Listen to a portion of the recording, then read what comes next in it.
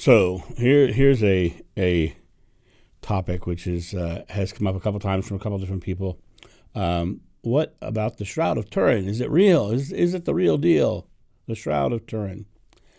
Now, though I have no past life memory of the Shroud of Turin, that does not mean it did not happen.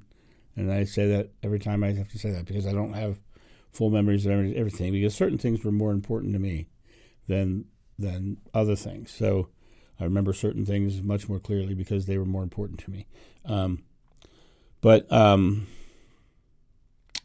do I think the Shroud of Turin is real? Number one, I do, and I do for several reasons. One, from a scientific standpoint, it makes no sense that it is a negative image unless there was a light source that created that image. Number two, when I saw that image in Norway, and I took that picture in Norway, and I ended up thinking it looked like the Shroud of Turin, and I cut the face in half on the Shroud of Turin and dropped it on my photograph, and it completed the face. That said a lot to me. What I found really interesting is when it completed the face, which those of you who haven't seen that video, it's early. One of my earliest ones is called "I Took a Picture of Jesus." His eye, on the Shroud of Turin, his one eye was swollen closed, and you can see that once you put it on the picture of the Norway picture. You can also see how the mustaches complete each other and the beards complete each other, and the eyes are in the right place, and the nose and nostrils are exactly the same.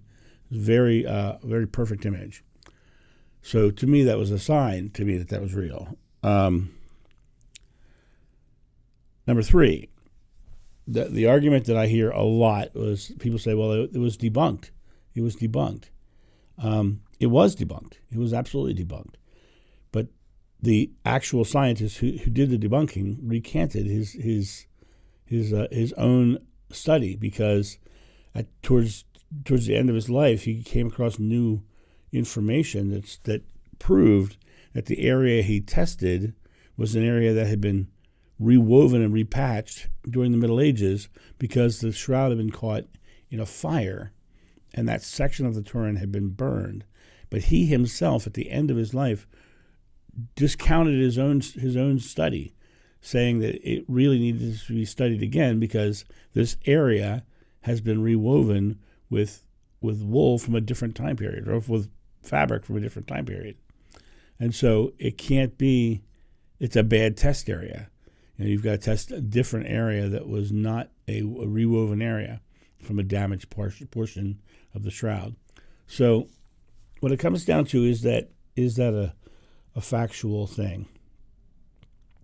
Middle Ages or ancient times, there should never be a negative image on cloth without something very miraculous happening. Now, we know, and scientists have proven this, that when a person dies, their body emits light, right?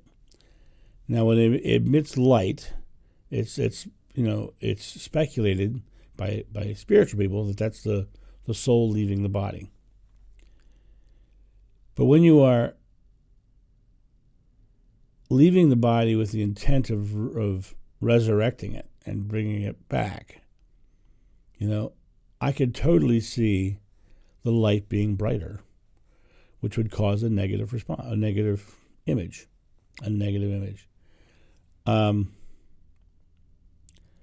From everything I've seen about the shroud, I believe that it's true. From everything I've read about the shroud, I believe it's true. My intuition tells me it's true. And my Norway picture tells me it's true. So I tend to believe that it's true. That is the shroud that covered him in the tomb. So there's my thought on the Shroud of Turin, guys. Have a great day, and I'll talk to you soon. See you. Bye.